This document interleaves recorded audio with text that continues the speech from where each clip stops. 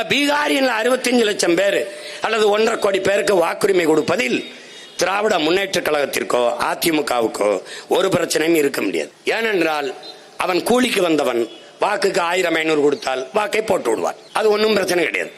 ஏன்னா இவர்கள் எல்லோருக்கும் இந்தி தெரியும்.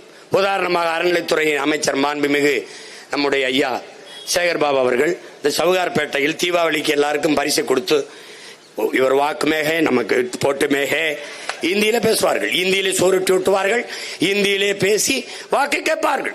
ஏன்? அவர்கள் நாடு இல்லை, இது அவர்கள் நிலமும் இல்லை, அவர்களுக்கு அதை பற்றி கவலையும் இல்லை. என் மொழி சாவதோ, என் இன உரிமை பறிபோவதோ, என் நிலம் வளம் களவு போவதோ எதை பற்றியும் அவர்கள் கவலைப்பட மாட்டார்கள். ஏன் நாம கவலைப்படுவோம்? ஏன்னா இந்த ஒரு இடம் தான் நமக்கு இருக்கு, இந்த ஒரு இடம் தான் இருக்கு.